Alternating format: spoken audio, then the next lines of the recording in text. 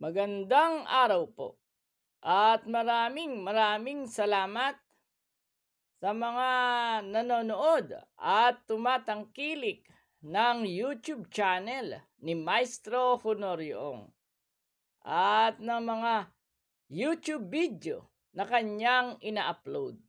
At nagpapasalamat din tayo sa mga bumili ng ikaapat na aklat ni Maestro Honoriong nitong nakaraang Philippine Book Festival na ginanap sa SM Mega Mall.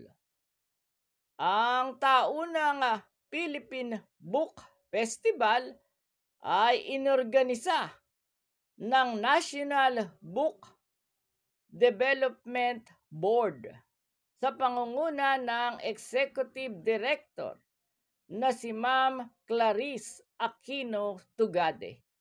Maraming salamat po. At siyempre pa sa pahayagang Bulgar na nag-participate din sa nasabing Philippine Book Festival 2025 at itinampok nga ang ating ikaapat na aklat. At sa mga wala pang kopya ng ikaapat na aklat ni Maestro Honoriong, ang sikreto ng inyong kapalaran, ito'y patuloy pa ring mabibili sa tanggapan ng pahayagang Bulgar sa 534 Quezon Avenue, Quezon City, sa harap ng Santo Domingo Church, ang opisina ng pahayagang Bulgar. At ngayon ay matatanggap nyo na naman ang inyong libre at walang bayad na weekly horoscope. At siyempre pa, tulad ng dati, ang weekly horoscope natin ay 2-in-1. Nalaman mo na ang iyong kapalaran sa huling linggong ito ng buwan ng Marso, ay pwede mo pang basahin sa description o sa ilalim ng YouTube video na ito ang isang nobelang hinango sa mga aklat ni Maestro Honoriong.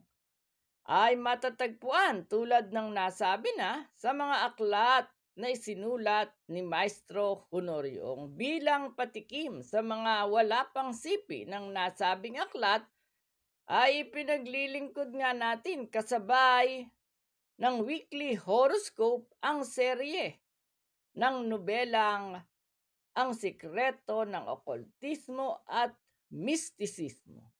Actually, nagsulat na tayo ng unang aklat, Ang Sikreto ng Iyong Kapalaran. Ikalawang aklat, Ang Sikreto ng Iyong Kapalaran. Ikatlong aklat, Ang Sikreto ng Iyong Kapalaran. At ang ikaapat na aklat, Ang Sikreto ng Iyong Kapalaran. At bilang patikim nga, ang isang lesson o chapter sa nasabing aklat ay ipinaglilingkod natin ang sikreto ng okultismo at mistisismo.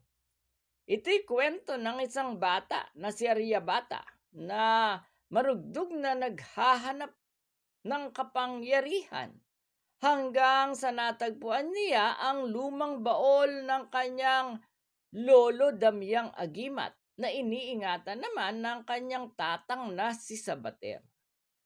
At sa ilalim ng kamang kawayan ay nakita niya ang lumang baol at ng kanyang buksan ay doon niya natuklasan ang iba't ibang paraan at lihim kung paano magkakaroon ng kapangyarihan. At sa ngayon ay binabasa ni Aryabhata ang testamentum ni Haring Solomon, kung saan ito'y kwento kung paano inutusan ni Haring Solomon ang mga espiritu at kinatulong niya sa pagpapagawa ng maringal na templo ni Yahweh sa Jerusalem o sa Israel.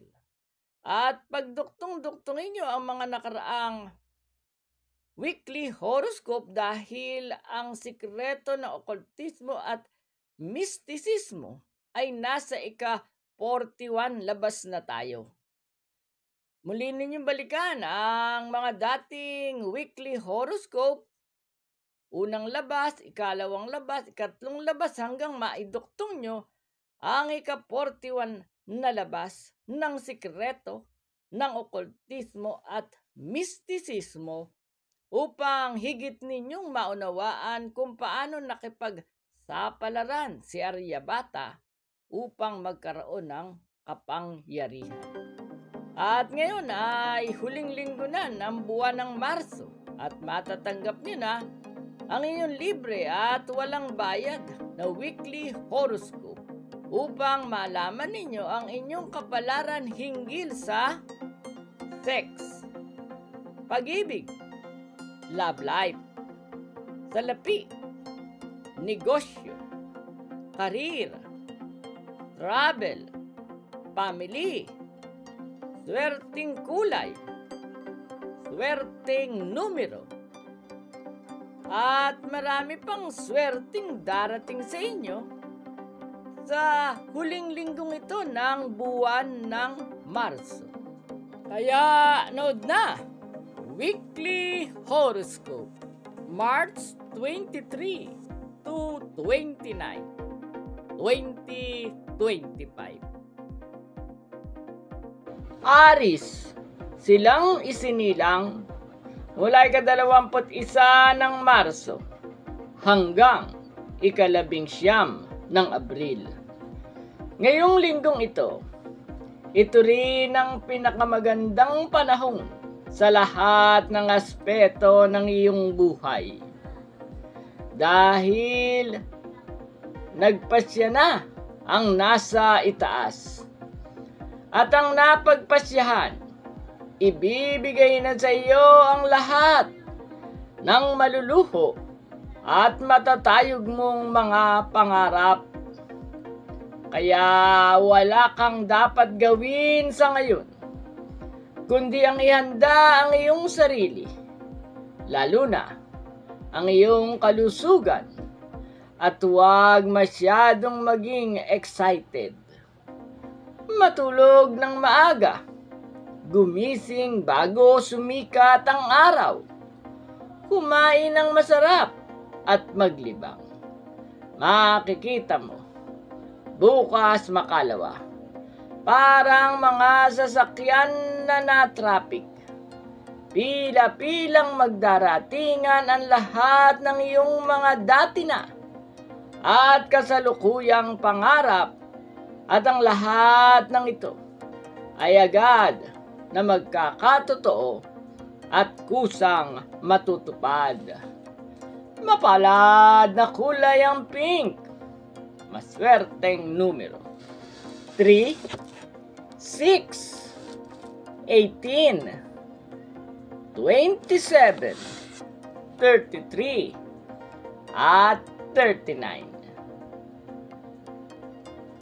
Taurus, silang isinilang mula ika-20 ng Abril hanggang ika-20 ng Mayo. Hindi sapat ang salapi sa pagpapatatag ng relasyon. Kailangan din ng lambing at kares. Ngunit ang sa iyo ay kakaiba. Sa huling linggong ito ng buwan ng Marso, pareho itong ipagkakaloob sa iyo ng langit. Magkakapera ka ng malaking halaga. May bonus pang nakakikilig at napakasarap na romansa. Mapalad na kulay ang green, maswerteng numero 1, 8, 19, 26, 31, at 43.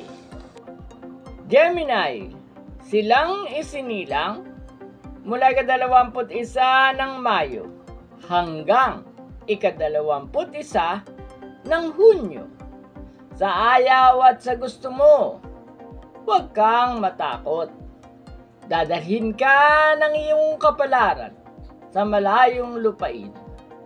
Magtatawid dagat ka, sasakay ng eroplano, at makapag-a-abroad. Sa huling linggong ito ng buwan ng Marso, kailangang mangyari ito sa iyo sapagkat ito ang itinakda ng kapalaran upang mapabilis ang iyong pag-asenso.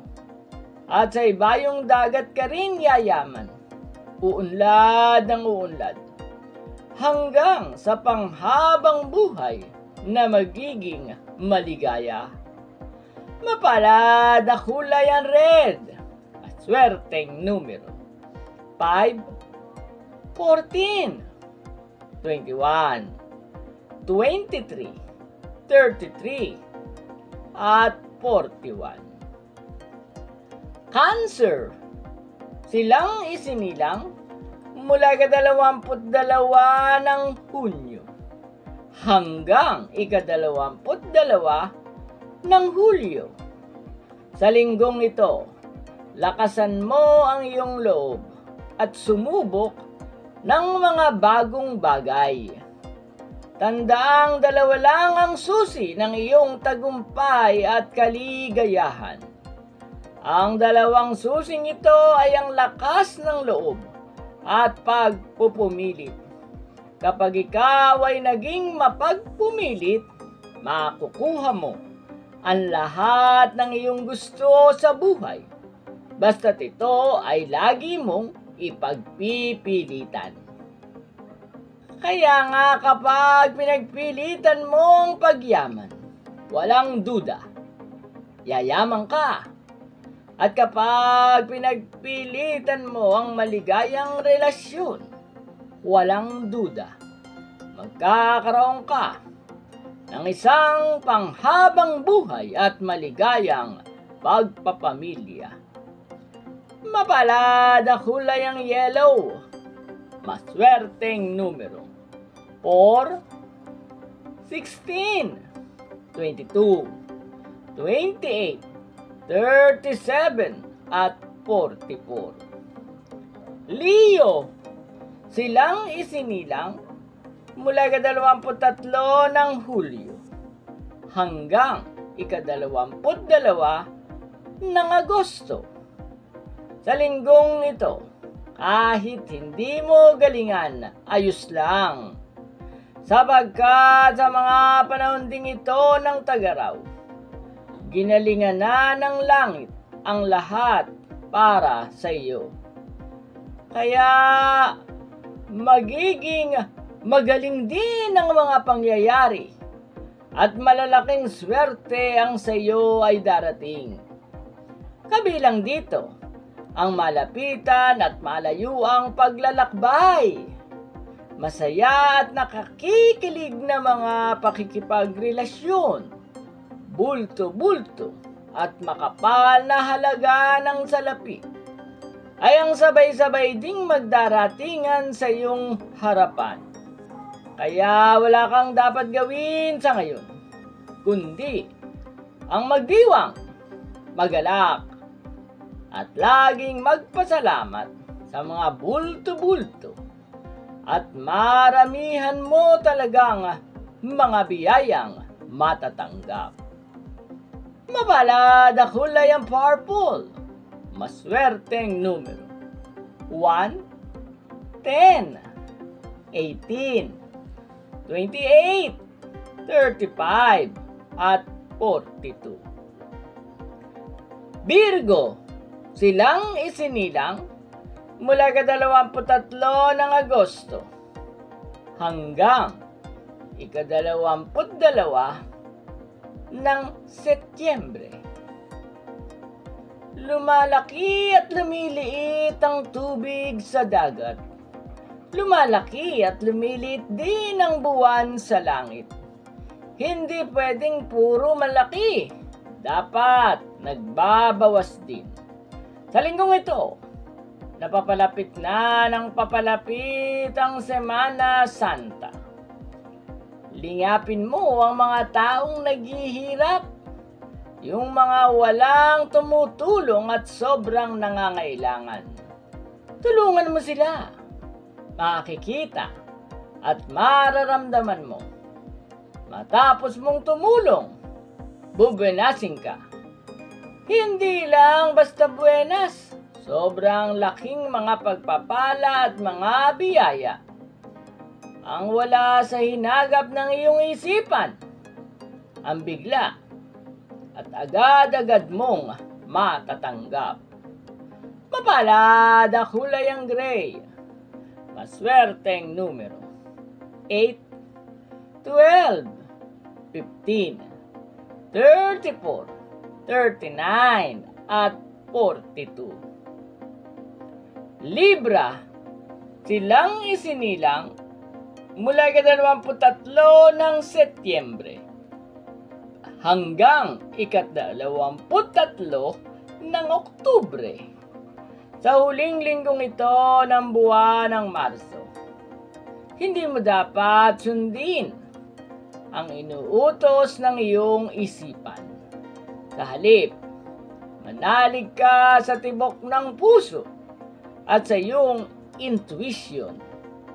Kapag ang iyong kutob at ang pintig ng iyong puso ang nanaig at iyong pinananiligan, tiyak din mapapasa iyo ang malaking tagumpay at wagas na kaligayahan.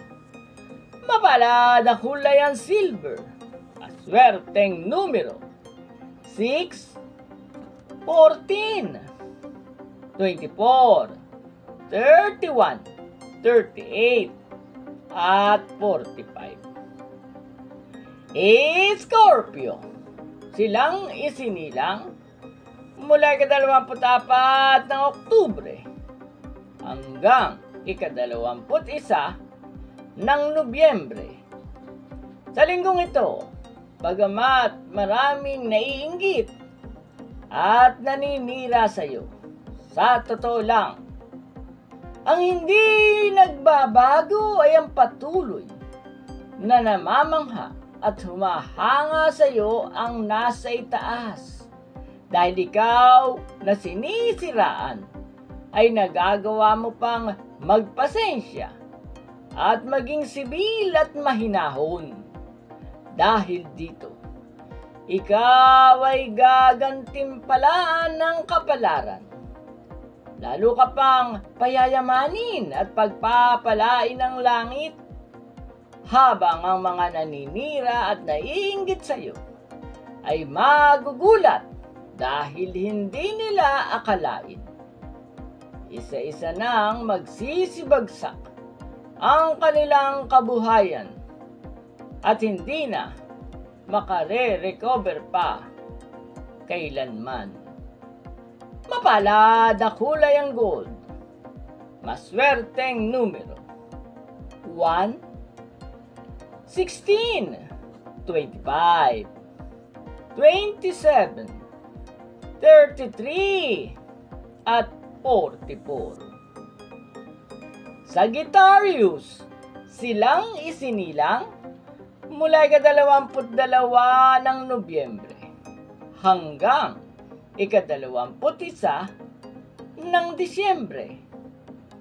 Matagal na nagtitiis at naghihirap ang iba, pero hindi makamit-kamit ang kanilang inaasam-asam.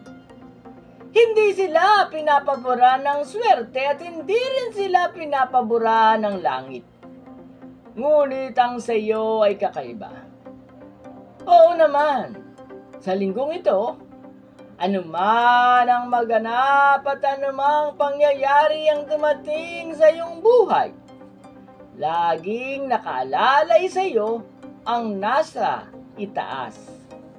Lagi kang papaboran ng langit, ng mga hitik na bunga, at magagandang kapalarang may kaugnayan sa karir, sa damdamin, at sa material na mga bagay. Mapalad na kulay ang blue. Maswerteng numero 9, 15, 21, 25, 31, at 42. Capricorn, silang isinilang mula ika-22 ng Disyembre hanggang ika-19 ng Enero. Nagtataka ka ba kung bakit hindi ka gaanong masaya at hindi ka gaanong pinapalad sa karir na pamamasukan? Alam mo ba kung bakit? Sabagkat malinaw na nakikita sa bolang kristal na sa pagninegosyo ka, titiba at tatabo ng malalaking halaga. Kaya ang payo sa iyo ng kalangitan sa unang new moon ng buwan ng Abril, magnegosyo ka na agad at ipasok sa iyong unconscious self ang katotohanang hindi mapapasubalian na sa pagninegosyo ka mabilis nauunlad hanggang sa tuluyang yumaman ng napakayaman talaga. Mapalad na kulay ang old rose. Maswerteng numero 4, 12, 22, 34, 39, at 45. Aquarius, silang isinilang mula ika-20 ng Enero hanggang ika-18 ng Pebrero. Sa linggong ito, sobrang malakas ka sa itaas. Ibig sabihin, pwede kang humiling ng kahit na ano sa langit. Pwede rin ang mga imposible. At ang mga mahihirap na mga bagay ang hilingin mo. Makikita at mararamdaman mo. Mangyayari ang mga hiniling mo. At ito ay agad-agad na magkakatotoo. Mapalad na kulay ang tangerine. Maswerteng numero 2, 13, 27, 35, 37, at 40. Pisces, silang isinilang mula ika-19 ng Pebrero hanggang ika-20 ng Marso. Kung sino ang malakas, siya ang mananaig. Kaya sa huling linggong ito ng buwan ng Marso, magpalakas ka ng magpalakas. Kapag lumakas ka na ng todo, ikaw na ang tiyak na mananaig hanggang sa makamit mo na ang malaon mo ng pangarap na yumaman ng mayaman talaga. Mapalad na kulay ang aquamarine. Maswerteng numero 1, 18, 25, 29, 33, at 43. Maraming salamat po sa nanood ng Weekly Horoscope. At kapag wala kayong magawa ay pwede niyong pasyalan ang mga playlist sa YouTube channel na ito ni Maestro Honorio upang matuto kayo ng sarili ninyong paraan ng pag-aanalisa ng kapalaran. Andyan ang ating playlist na Swerteng Guhit ng Palad. Ito'y pag-aaral sa palmistry at tumutukoy ito sa mga guhit ng palad. Pangunahing YouTube video sa nasabing playlist ay ang sino-sino o ano ang palatandaan sa guhit ng palad ng isang individual ay yayaman. Bukod sa swerteng guhit ng palad ay meron din tayo sa ating playlist ng swerteng numerology. Sa nasabing playlist ay tinalakay natin kung ano-ano ang mga birth date na yumayaman. Kaya puntahan at panoorin ninyo ang Swerteng Numerology. Hindi lang swerteng guhit ng palad at swerteng numerology ang nasa ating playlist. Meron din tayong swerteng handwriting and signature analysis. Sa nasabing playlist ay tinuro natin ang tama at epektibong pag-signature dahil sa pamamagitan lamang ng pagbabago ng pirma o lagda, mababago din ang inyong kapalaran. At bukod sa swerteng handwriting analysis, mayroon din tayong punsoy tips o swerteng punsoy, kung saan itinuro natin ang basic na pamamaraan ng pagpupunsoy sa inyong bahay o sa inyong business site. Kaya kapag wala kayong magawa ay pasyalan nyo rin ang ating playlist na Swerteng Punsoy Tips. At sa mga nananaginip ay mayroon din tayong pag-interpret ng mga panaginip scientifically sapagkat ito'y binasi natin sa psychologist na si Sigmund Freud at si Carl Jung. Ito ay ang playlist nating Swerteng Panaginip at mga lihim ng inyong panaginip. At bukod sa panaginip ay mayroon din tayong playlist na Swerteng Horoscope. Inisa-isa natin ang 12 zodiac sign mula Aries hanggang Pisces upang malaman nyo ang formula o paraan kung paano magtatagumpay ang isang Aries, ang isang Taurus hanggang makarating sa Pisces. Ay inisa-isa natin ang kahulugan ng bawat zodiac sign upang kapag ginawa mo ang isang formula o paraan na ayon sa iyong zodiac sign, mas madali kang magtatagumpay at magiging maligaya. At ang ating pinaka-latest ay ang Swerteng Nunal. Sa nasabing playlist ay malalaman mo kung ano ba o ano-anong nunal ang magbibigay sa iyo ng swerte na nasa iyong katawan. O ibig sabihin ay interpretasyon ng mga swerteng nunal. At saan mo kaya makikita ang nunal na palatandaan ng pagyaman?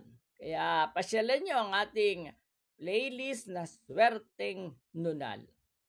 At ang isa pa nating latest ay ang Prediction 2025.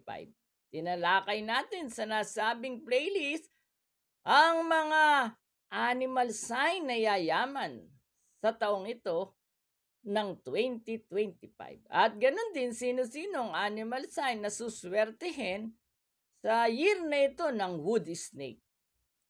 At bukod dyan ay tinalakay din natin ang swerteng numero at swerteng birth date sa taong ito ng 2025. At syempre, mayroon din tayong fearless prediction sa ating playlist na Prediction 2025. Kaya kapag wala kayong magawa ay panoorin at pasyalan nyo ang ating playlist upang matuto kayo sa sarili ninyong paraan ng pag-aanalisa ng inyong kapalaran. At muli, magkita-kita tayo para sa susunod na Weekly Horoscope.